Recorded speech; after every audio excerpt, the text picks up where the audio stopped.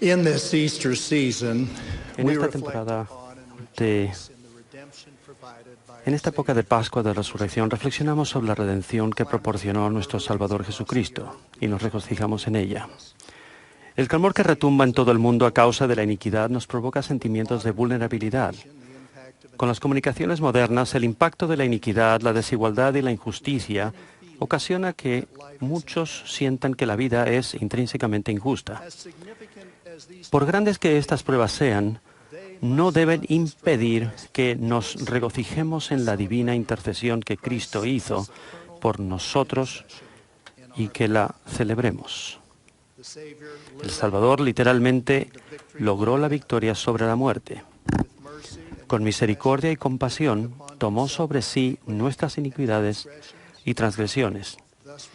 De ese modo nos redimió y satisfizo las exigencias de la justicia para todos los que se arrepientan y crean en su nombre. Su magnífico sacrificio expiatorio tiene un sublime significado que trasciende el entendimiento humano. Ese acto de gracia ofrece la paz que sobrepasa todo entendimiento. ¿Cómo hacemos frente entonces a la cruel realidad que nos rodea? A mi esposa Mary siempre le han gustado los girasoles. Le encanta verlos brotar en lugares inauditos junto a las carreteras. Hay un camino de tierra que lleva a la casa en la que vivían mis abuelos. Antes de entrar al camino, Mary solía preguntar: ¿crees que veremos esos extraordinarios girasoles hoy? Nos sorprendía el que florecieran tanto en terrenos donde circulaban máquinas de labranza y quitanieves, y donde se acumulaban materiales que hacían la tierra poco ideal para que brotaran flores silvestres. Una sorprendente característica de los girasoles silvestres tiernos, además de crecer en terreno poco adecuado, es la forma en que el capullo sigue el recorrido del sol por el cielo. Al hacerlo, recibe la energía sustentadora de vida que necesita antes de abrirse en una gloriosa flor amarilla. Al igual que el tierno girasol, si seguimos al Salvador del mundo, al Hijo de Dios, florecemos y llegamos a ser gloriosos, a pesar de las terribles condiciones que nos rodeen.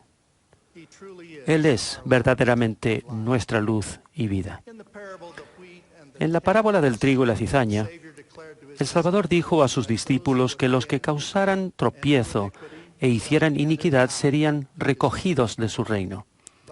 Pero al referirse a los fieles dijo: entonces los justos resplandecerán como el sol en el reino de su Padre. Como personas y discípulos de Cristo que viven en un mundo hostil que se encuentra literalmente en conmoción, podemos prosperar y florecer si nuestro fundamento es el amor por el Salvador y si seguimos con humildad sus enseñanzas. Nuestra capacidad para permanecer firmes y fieles y seguir al Salvador, pese a las vicisitudes de la vida, se fortalece con familias rectas y con la unidad centrada en Cristo en nuestros barrios y ramas. La función de la familia en el plan de Dios es traernos felicidad, ayudarnos a aprender principios correctos en un ambiente amoroso y prepararnos para la vida eterna. La hermosa tradición de observar principios religiosos en el hogar necesita arraigarse en el corazón de los hijos. Mi tío, Von Roberts Kimball, era un buen estudiante. Aspiraba a ser escritor y era mariscal de campo del equipo de fútbol americano de BYU. El 8 de diciembre de 1941, un día después del ataque a Pearl Harbor, se alistó en la Marina de los Estados Unidos. Mientras cumplía una asignación en Albany, Nueva York, envió un breve artículo a la revista Reader's Digest, que le pagó $200 y publicó el artículo llamado La hora de casa, en el ejemplar de mayo de 1944. En el artículo de Reader's Digest, él habla desde el punto de vista de marinero y dice: la hora de casa. Una tarde en Albany, Nueva York, le pregunté a un marinero qué hora era. Él sacó un enorme reloj y respondió, son las 7:20. Yo sabía que era más tarde. «¿Tu reloj se detuvo, no?», pregunté. «No», dijo él, «aún tengo la de casa. Soy del sur de Utah. Cuando entré en la Marina, mi papá me dio este reloj y dijo que me ayudaría a recordar mi casa. Cuando marca las 5 de la mañana, sé que mi papá se levanta a ordeñar las vacas. Y por la noche, cuando marca las 7:30, sé que toda mi familia está alrededor de una mesa bien puesta y mi padre está agradeciendo al Señor por lo que hay en la mesa y pidiéndole que me cuide». Y agregó, «Puedo averiguar fácilmente la hora de aquí, pero lo que me interesa es saber la hora que es en Utah». Poco después de escribir ese artículo, mi tío Vaughn sirvió en un barco en el Océano Pacífico. El 11 de mayo de 1945, mientras se encontraba en el portaaviones USS Bunker Hill cerca de Okinawa, el barco fue bombardeado por 2 aviones suicidas. Cerca de 400 tripulantes murieron, entre ellos mi tío Vaughn. El elder Spencer Kimball extendió sus sinceras condolencias al padre de Vaughn, resaltando su dignidad y la certeza del Señor de que los que mueran en mí no gustarán la muerte, porque les será dulce. El padre de Vaughn tiernamente dijo que, a pesar de que Vaughn fue sepultado en alta mar, la mano de Dios lo llevaría a su hogar celestial. 28 años después, el presidente Spencer Kimball mencionó a Vaughn en una conferencia general. Él dijo en parte, «Conocí bien a esa familia. Me he arrodillado en oración con ellos. La educación en el hogar ha traído bendiciones eternas a esta numerosa familia». El presidente Kimball invitó a cada familia a doblar sus rodillas y a orar por sus hijos e hijas 2 veces al día. Hermanos y hermanas, si fielmente tenemos la oración familiar, el estudio de las Escrituras, la noche de hogar, bendiciones del sacerdocio y guardamos el día de reposo, nuestros hijos sabrán qué hora es en casa. Estarán preparados para un hogar eterno en el cielo, sin importar lo que les suceda en un mundo difícil. Es de suma importancia que nuestros hijos sepan que en el hogar se les ama y se encuentran seguros. El esposo y la esposa son compañeros iguales. Sus responsabilidades son distintas pero complementarias. La esposa puede dar a luz los hijos, lo cual bendice a toda la familia. El esposo puede recibir el sacerdocio, lo cual bendice a toda la familia. Pero en los consejos familiares, el esposo y la esposa, como compañeros iguales, toman las decisiones más importantes. Deciden cómo se enseñará y se disciplinará a los hijos, cómo se administrará el dinero, dónde vivirán y muchos otros asuntos familiares. Las decisiones se toman juntos, después de procurar la guía del Señor. La meta es llegar a ser una familia eterna. La luz de Cristo siembra la naturaleza eterna de la familia en el corazón de todos sus hijos. Una de mis escritoras favoritas, que no es miembro de la Iglesia, lo dijo así: «Mucho en la vida es irrelevante, pero la familia es lo que realmente importa, lo que es sustancial, lo que es eterno, a la que hay que cuidar, atender y serle fiel». Además de la familia, la función de la Iglesia también es importante. La Iglesia proporciona la organización y los medios para la enseñanza del Evangelio de Jesucristo a todos los hijos de Dios. Proporciona la autoridad del sacerdocio para administrar las ordenanzas de salvación y exaltación a todo el que sea digno y esté dispuesto a aceptarlas. En el mundo existe desenfrenada contención, iniquidad y énfasis en las culturas alternativas y la desigualdad. En la Iglesia, a excepción de las unidades de idioma extranjeros, los barrios y las ramas solo tienen límites geográficos, no se dividen por clase ni por categoría. Nos regocijamos en el hecho de que todas las razas y culturas se mezclan en una congregación honrada. La familia del barrio es importante en nuestro progreso, felicidad y empeño individual para llegar a ser más como Cristo. Las culturas a menudo dividen a los pueblos y son a veces motivo de violencia y discriminación. En el Libro de Mormón se usa un lenguaje inquietante para describir las tradiciones de padres inicuos que fueron causa de violencia, guerras, malas acciones, iniquidad y hasta de la destrucción de pueblos y naciones.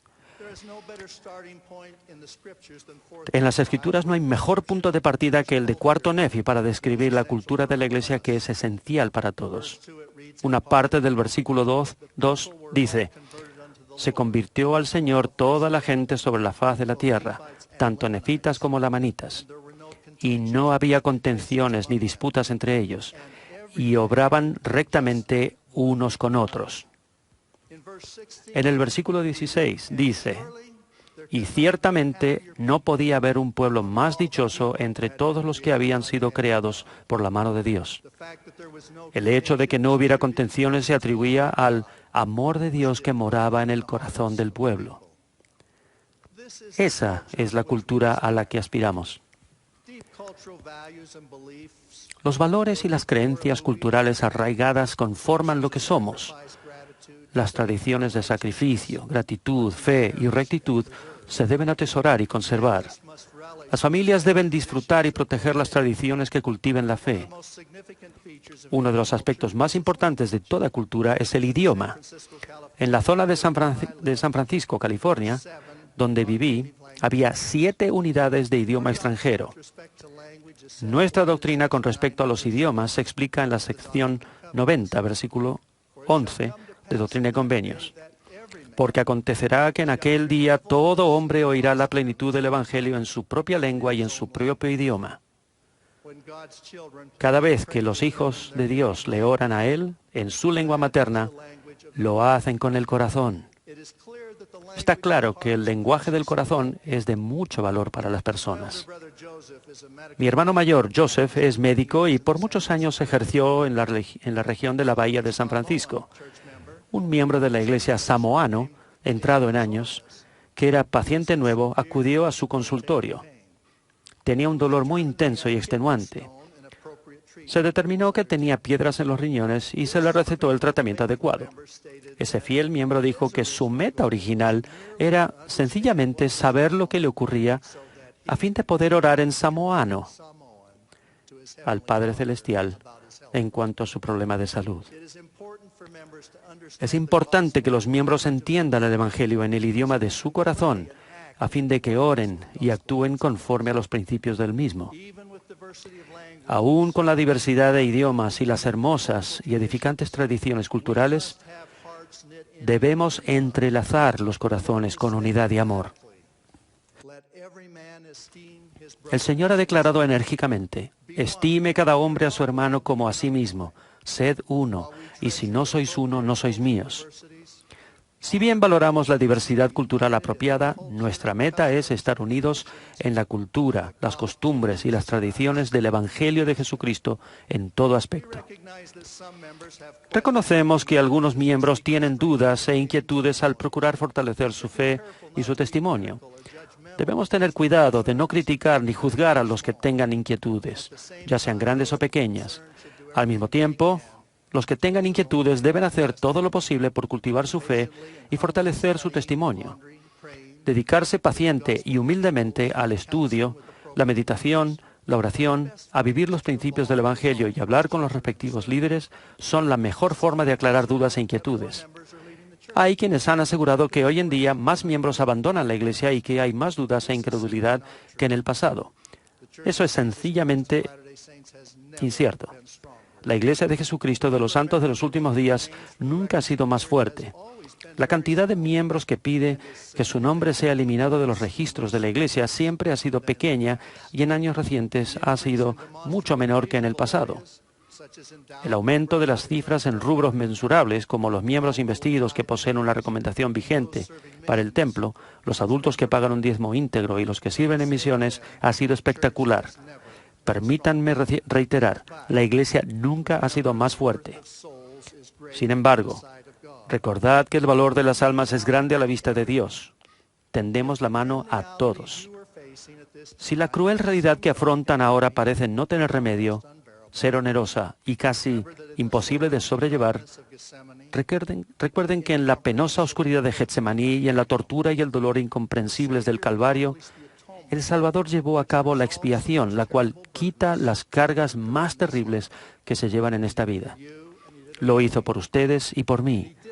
Lo hizo porque nos ama y porque obedece a su Padre. Seremos rescatados de la muerte, incluso desde las profundidades del mar. Lo que nos protegerá en esta vida y en la eternidad serán la rectitud personal y familiar, las ordenanzas de la Iglesia y el seguir al Salvador. Ese es nuestro refugio contra la tempestad. Los que se sientan solos pueden vivir con firmeza en rectitud sabiendo que la expiación los protegerá y bendecirá más de lo que puedan entender por completo. Debemos recordar al Salvador, guardar nuestros convenios y seguir al Hijo de Dios como el tierno girasol sigue la luz del sol. El seguir su luz y ejemplo nos traerá gozo, felicidad y paz. Como dice el Salmo 27 y uno de mis himnos favoritos, Jehová es mi luz y mi salvación. Este fin de semana de Pascua de Resurrección, como uno de los apóstoles del Salvador, doy mi testimonio solemne de la resurrección de Jesucristo. Sé que Él vive, conozco su voz, testifico de su divinidad y de la realidad de la expiación. En el nombre de Jesucristo. Amén.